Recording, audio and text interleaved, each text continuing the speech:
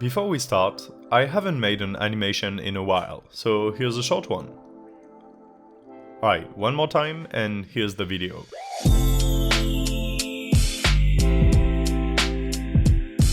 Well, hello there, I'm Detroit. I wanna design a new monster today. A creature that's never been done. The last time I did that, I ended up with a dark red duck/dragon looking thing with bone spurs everywhere. Now, while I really like that other design, today I want to do something a bit cuter. Not much cuter, but a little bit.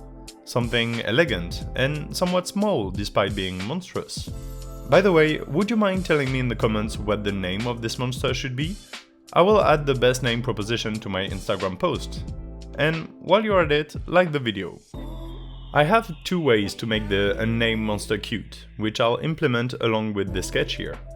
First, I want antlers with a transparent webbing. Something colorful, but we'll talk colors later.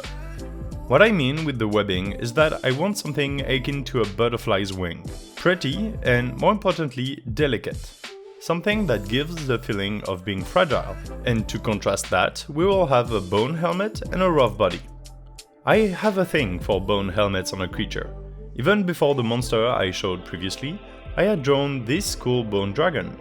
And I guess the alien priest, this one, is also in the same realm of bone things. I like them a lot, don't ask me why, so I'm including that again. Now back to the whole frail thing. How do I imply that the monster is small? First, we redraw the sketch to show its whole body. Second, you add outside elements to roughly give a sense of size. In this case, I'm drawing the monster gripping a branch, or even a twig, depending on what you think the size is. I don't even know myself how big it really is, but having branches around and the monster on one shows that at least it can't weigh 100 tons, for example. After that, a good tip for showing a very broad sense of scale is to add elements from other small things that people can recognize. I already talked about the butterfly wing type of membrane I want to add, but I'm also adding chameleon elements. The monster's tail is cutely wrapped around the branch, and it has a thin, swirly tongue that's halfway between the chameleon and, again, the butterfly. Even if you don't think about it too much, you know that this sort of tongue thing is for catching either small prey or drinking the pollen or nectar from flowers. No huge creature would do that. Bonus point, my creature is hunched over, as if it's ready to jump at any moment. Not to attack, but to escape. It's trying to make its body smaller than it is. Its membrane horns are colorful and large, maybe to make it seem more threatening to other creatures. Again, that's a defense mechanism, and not an attack one. Additionally, we could say that the eyes are on the side of its head and not in front, which usually implies prey rather than predator. Look at a wolf versus a deer. The deer has great peripheric motion vision, whereas the wolf concentrates its gaze on a hiding prey. And with all that, we have all the elements of design we need to make something monstrous, but still somewhat cute. Let's talk colors now, because color is important in this. The green background obviously implies leaves, a forest, whatever you want, but it's in nature. And then we have the monster's color pattern, white and pink. Now, it may be a big cliché, but sadly it's true. White and pink imply fragile, soft and sweet. Look at how people depict unicorns, or My Little Pony, or Barbie, or Fairy. A white body and a pink membrane don't scream terror or strength like dark red does. Look at this dragon with a dark red scaly body. Imagine it bright pink. Not the same vibe, right? And now a bit about the painting process. This is part of a large range of digital paintings I do with my brush called Big Softy, which was originally a rock texture brush, I think. I love this brush because you can easily use it to blend colors while retaining a bit of brush stroke texture. Compare it to a soft round brush where everything becomes uniform, whereas with this brush you can tell the way it was painted, the orientation of the strokes and everything. I love this brush, not because of its perfection, but because of its imperfection. There is something I don't like too much with it though, and that's the size. This brush doesn't work with the pressure size setting. If the size and the opacity change with the pressure of the stylus on the screen of the tablet, the texture loses all impact. it does mean that I have to use an opaque eraser, at least in the beginning, to refine the shape of the different body parts here.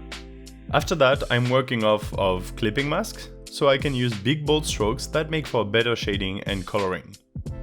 Something I've realized recently is that every pass at coloring should incorporate 2 different shades. Close to one another, but still different.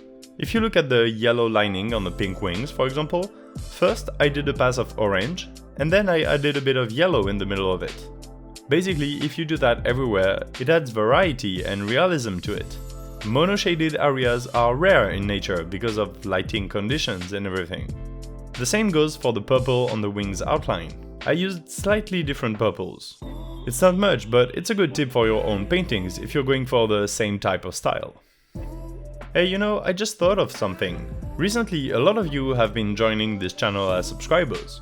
That's awesome, but it means a large majority of you haven't been following me for long, and so you don't know all the videos I've made.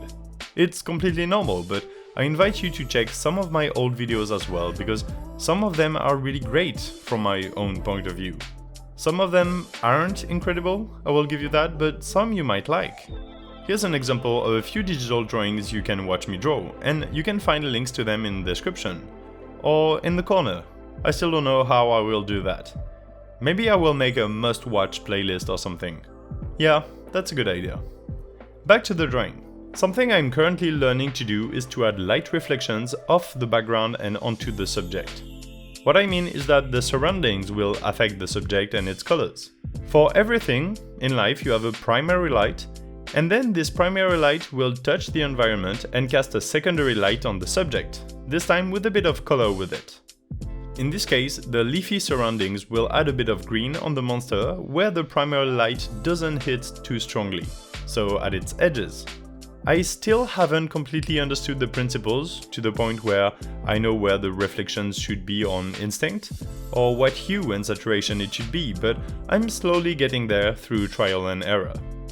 I really need to learn because I have started a large-scale digital painting of a steampunk submarine, and the mix between the rusty iron and bronze and the blue water shade is something I'm having a lot of trouble with at the moment. The colors are opposite, so it's hard to mix, and the fact that metal is shiny is also hard to convey sometimes. But it's good. I love to learn new things, and over time achieving new art goals I set myself.